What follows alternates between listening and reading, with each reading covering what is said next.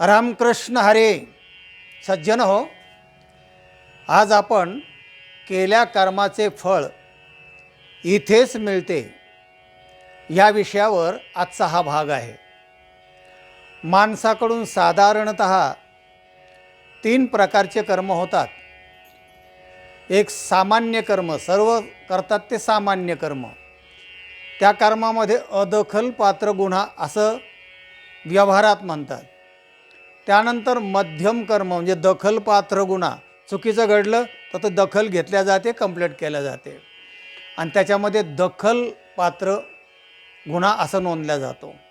आणि तिसरा आहे तो विशेष म्हणजे अजामीन पात्र गुन्हा, त्याला जामीनसुद्धा नाही. अशा काही गोष्टी आत्ताच्या आपल्या न्यायशास्त्रामध्ये फौजदारी गुन्ह्यामध्ये असा एक त्रिवर्ग केलेला आहे. शास्त्रकारांनी पण असंच सांगितलेलं आहे. पूर्वी हजारो वर्षापूर्वी शास्त्र लिहिलं गेलं आहे तेव्हाही अशीच पद्धत होती आणि त्याच पद्धती पुढे हळूहळू बदलत गेल्या आणि त्या आत्ता रूढ झाल्या, त्या कायद्यामध्ये झाल्या. पूर्वी असे कायदे नव्हते, हे सगळे शास्त्राप्रमाणे चालायचे. वेदविहित कर्म, शास्त्रोक्त कर्म, परवानोक्त कर्म असं. आणि पुढे मग संत सांगतील तसं लोक वागायला लागले. तरी पण आजही कुठलंही कर्म करायचं ठरलं, विधी करायचा ठरला तर असाच विधीमध्ये उल्लेख असतो की वेदोक्तम, शास्त्रोक्तम, पुराणोक्तम असं तिथं उच्चारलं जातं. तेव्हा असं जे काही कर्म माणसाकडून घडेल त्यामध्ये शास्त्रकाराने 3 प्रकार पाडलेले आहेत. एक संचित कर्म आहे, दुसरं प्रारब्ध कर्म आहे आणि तिसरं वर्तमान कर्म आहे. तर संचित कर्म म्हणजे आपलं जे पूर्वीचं साठलेलं आहे ते संचित, साठलेले, त्यातून काही भोगायला निघालेलं आहे त्याला म्हणतात प्रारब्ध. प्रकर्षेण आरब्ध हा प्रारब्ध, हा विशेष रूपाने त्याचा भोग सुरू झाला, त्याचा नंबर लागला तुमच्या कर्माचा. आणि मग दुसरं जे आहे ते वर्तमान कर्मातलं, तर ते वर्तमान कर्म जे आहे ते मात्र त्याला क्रियामान असं म्हटलेलं आहे. तर आत्ता जे आपण क्रिया करतो त्याच्यामधून 2 प्रकार निष्पन्न होतात. एक चांगलं कर्म, एक वाईट कर्म. संचितामध्येही ते 2 प्रकार असतात आणि प्रारब्धामध्ये सुद्धा क्रमामध्ये ते 2 प्रकार असतात. तेव्हा या 3 प्रकारापैकी जे क्रियामान कर्म आहे आत्ता जे आपण करतो ते कर्म मात्र आपल्या स्वाधीन असतं. काय करायचं आणि काय करायचं नाही याच्यामध्ये परमेश्वराने माणसाला स्वातंत्र्य दिलेलं आहे. शिव्या द्यायच्या का ओव्या गायच्या हे तुम्ही ठरवायचं आहे. पण शिव्या दिल्यानंतर काय परिणाम होईल, समोरचा माणूस थोबाडात देईन किंवा चौकीत नेईल तुम्हाला. आणि ओव्या त्याच्या गायले स्तुती केली तर तो हार घालून पाया पडेल तुमच्या. काय करायचं हे आपल्याला स्वातंत्र्य आहे आणि ते का जर तुम्ही केलं की त्याचे फलं मात्र मग त्याला पराधीनता आहे. शिव्या दिल्यानंतर मग तुम्ही पराधीन झाला, तो तुम्हाला थोबाडातच देणार. असं कसं काय करता, ते आता तुझ्या हातात नाही आहे. तेव्हा सांगायचा मुद्दा असा आहे की इथे क्रियामान कर्म म्हणजे ते साठल्या जातं, पण नंतर संचितामध्ये ते साठल्या जातं हळूहळू. या जन्मात जर ते पूर्ण झालं नाही तर ते पुन्हा संचितामध्ये टाकल्या जातं. असं जे 3 प्रकारचं कर्म आहे, हे 3 प्रकार जे आहेत त्याच्यामध्ये सामान्य, मध्यम आणि विशेष कर्म, तर हे कसे कसे किती प्रकाराने भोगले जातात त्याच्याविषयी शास्त्रकारांनी सांगितलेलं आहे आणि तेच आपण तुम्हाला सांगणार आहे. त्रिभिर्वर्षे त्रिभिर्मासये त्रिभिर्पक्षये त्रिभिर्दिनैः अत्युत्कट पुण्यपापये इहैव फलमश्नुते. त्रिभिर्वर्षैः, ते जे सामान्य कर्म, विशेष कर्म असेल ना, तर काही कर्म त्रिभिर्वर्षैः 3 वर्षांनी त्याचा नंबर लागतो भोगायला. आपल्याला वाटतं विसरलं काही नो, कंप्लेंट नोंदली होती किंवा कोर्टामध्ये तारीख नोंदली, तारीखच लवकर पडली नाही, आपल्याला वाटतं कोर्ट विसरलं काय नो, कोर्ट बदललं काय नो. तसं होत नाही. 10 वर्षांनी पुन्हा तारीख, नोटीस घरी होतं. अरे बापरे, अजून कोर्ट कचेरी चालूच आहे. निकाल लागत नाही तोपर्यंत ही तारीख तुमची रेकॉर्ड असते. तेव्हा त्रिभिर्वर्षैः 3 वर्षांनी त्रिभिर मासैही 3 महिन्याने काही कर्म, त्रिभिर पक्षैही 3 आठवड्याने आणि त्रिभिर दिनैही काही काही कर्म 3 दिवसातच तुम्हाला फलोन्मुख होतात, ते भोगावे लागतात. त्यामध्ये सुभाषितकार पुढे असं म्हणतात, अत्युत्कटैही पुण्यपापैही इहैव फलमश्नुते.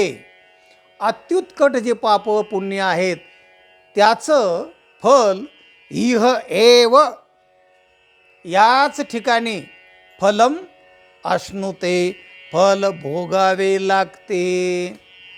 तेव्हा अशा प्रकारचं जे कर्म आहे फल भोगाचं आहे ना, ते शास्त्रकाने फार पूर्वी लिहून ठेवलं आहे. ते आज तुम्हाला सांगतो आहे. आजची जी पद्धत आहे, काही गुन्हे अदखलपात्र, काही दखलपात्र आणि काही अत्युत्कट असतात ना, मर्डर झाला एखाद्याचा, तर मग त्याला मात्र ते म्हणजे त्याला कस्टडीच आणि त्याच्यानंतर त्याला तुरुंगच. म्हणून असे जे कर्म असतात तर ते चांगले कर्म असतील तर चांगले कर्म याचे देही याचे डोळा, भोगो मुक्तेचा सोहळा, याचे देही याचे डोळा. तुकाराम महाराज म्हणतात, याच देहामध्ये आणि याच डोळ्यासमोर आम्ही मुक्तीचा सोहळा भोगू. आता मुक्ती याचा अर्थ आनंदाचा सोहळा आम्ही भोगू याच देहामध्ये. मरणोत्तर मोक्ष आम्हाला मान्य नाही आणि आम्ही तो स्वीकारताही नाही, आम्ही मागितला पण नाही. आम्हाला उधार की भाई किधार नाही चालतं आहे, रोग बैठो असा आमचा या भक्तीचा व्यवहार आहे. तेव्हा याचे देही याचे डोळा, भोगो मुक्तेचा सोहळा, हे पुण्यकर्म झालं. आणि दुसरं सांगायचं झालं तर याचे देही याचे डोळा, भोगो तुरुंगाचा वानोळा, याचे देही याचे डोळा. याच देहामध्ये जर का तुम्ही अति दखलपात्र गुन्हा केला तर तुम्हाला सरळ तुरुंगात जावं लागेल.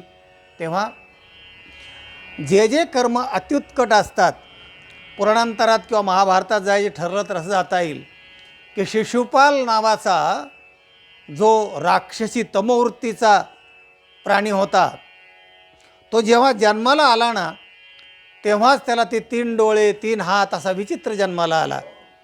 तेव्हा जिच्या पोटी हा कुपुत्र जन्माला आला तेव्हा त्या बाईला शेवटी बाईच असते ना, मुलगा कसाही असला तरी ती माता असते, मातृहृदय दयाळू असतं. त्याला वाटलं आता हे कसं काय व्यवहारामध्ये मला हे सोंगच झालं, पण याला कुठं फेकून द्यावं, काय करावं, तर ते बी तिला जमेना.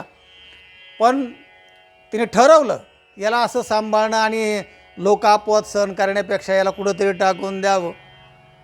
आकाशवाणी झाली की याला टाकून देऊ नको, तर याला पाहायला जे लोक येतील हा विचित्र झाला आहे म्हणून, आणि जो याला पाहिल आणि ज्याच्या पाहण्याने याचा 3रा डोळा आणि हात गळून पडेल आणि तो पूर्ववत होईल, त्याच्या हाते याचं मरण आहे, हे लक्षात ठेव.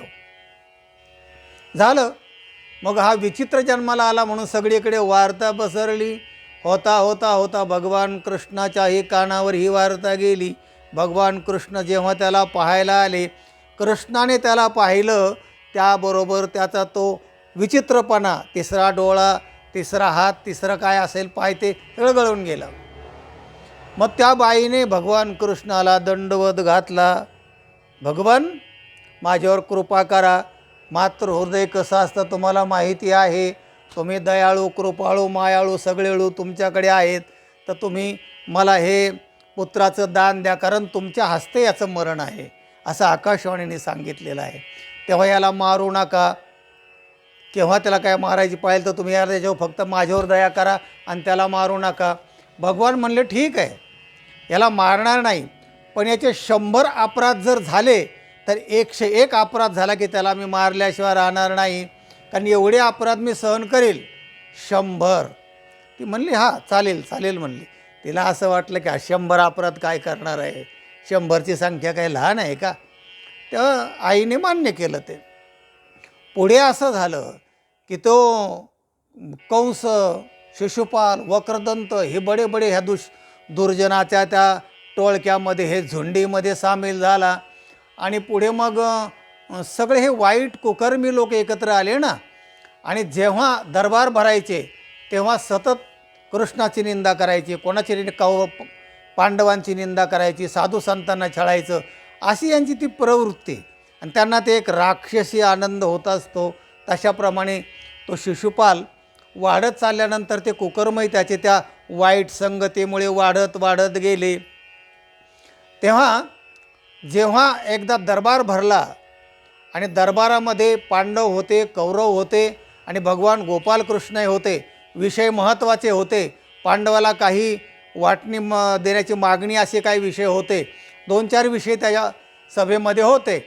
त्यामध्ये जेव्हा हा शिशुपाल भाषण करायला उठला तेव्हा तो सरळ सरळ भगवान कृष्णाला शिव्या द्यायला लागला. हा रंडीबाज आहे, हा अमुक आहे, हा तमुक आहे, अशा आणि घाणघाण शिव्या द्यायला लागला. हो. मग भीमाला काय ते सहन व्हायला, भीम गादा धरून उठला. भगवान कृष्ण म्हणले खाली बस, खाली बस, 100 होऊ दे. गणना सुरू झालेली आहे याची. आणि मग जेव्हा 100 शिव्या भरल्या आणि मग 101 शिवी झाल्याबरोबर भगवंताने सुदर्शन टाकून त्याचा काटा काढला. तेव्हा प्रत्येक शिशुपालाला, म्हणजे आत्ताच्या शिशुपालाला सुद्धा केव्हा ना केव्हा तरी कृष्ण भेटतच असतो, हे लक्षात ठेवा आत्ताच्या शिशुपालांनो. तेव्हा सांगायचा मुद्दा असा की कुकर्मामुळे किंवा वाईट कर्मामुळे, वाईट संगतीमुळे, वाईट परिवारामुळे, आईच्या काही दुर्गुणामुळे असे वाढत वाढत गेले दुर्गुण असतात आणि त्याच्यामुळे दुःख भोगावे लागते. तेव्हा वाईट गोष्टी सज्जनाहो शिकवाव्या लागत नाही. शिव्या शिकवाव्या लागत नाही. लोक धडाधड देतात.